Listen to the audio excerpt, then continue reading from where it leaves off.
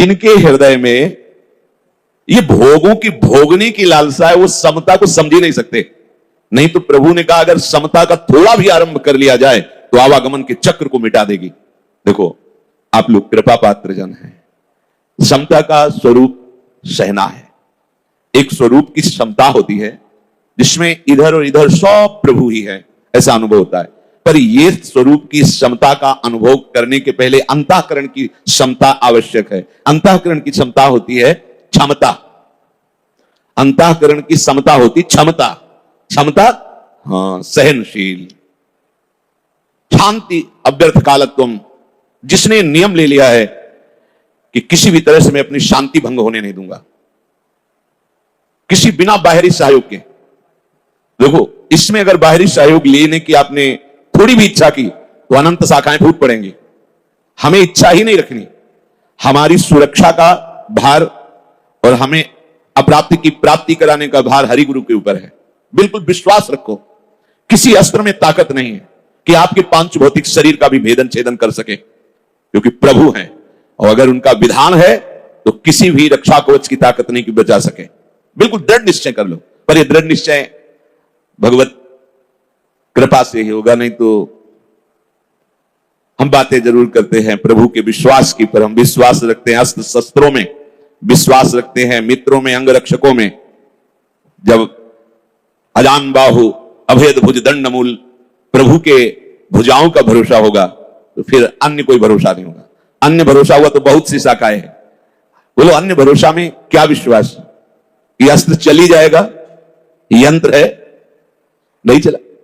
क्या विश्वास? जो अंगरक्षक उसी की बुद्धि बदल जाए, काल उसी की बुद्धि में बैठ करके प्रहार करवा दे, क्या भरोसा? एकमात्र जिसे किसी भी तरह की कोई सुख सुविधा की आकांक्षा है तो उस समता को निर्धारण कर सकता है। यह खास बात है, क्योंकि समता हृदय की क्षमता है। जब तक आप इस बात को स्वीकार नहीं करेंगे, भगवत मार्ग में आगे नहीं बढ़ पाएंगे।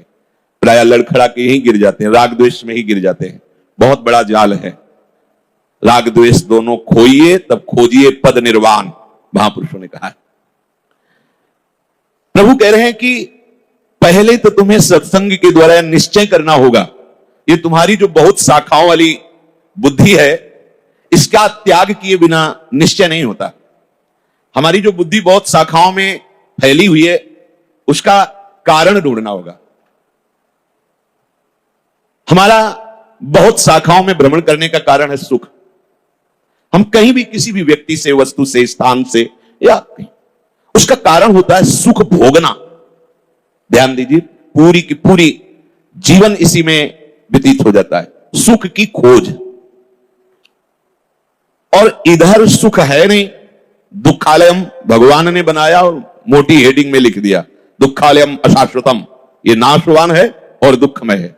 और आप उसी बाजार में जहां दुख बट रहा है, दुख योनया, जिसके भोगने से दुख ही प्रकट होगा, वहां सुख की खोज कर रहे हैं तो अतृप्त ही रहते हैं। कारण उसका है, वहां है नहीं वो।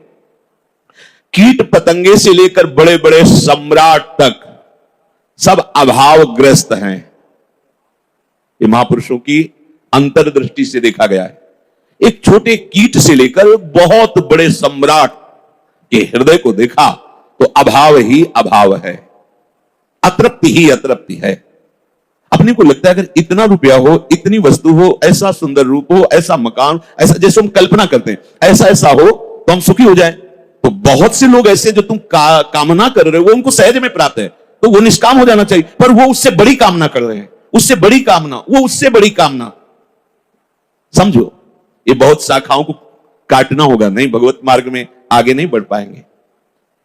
सबको अभाव ही अभाव है, सबको।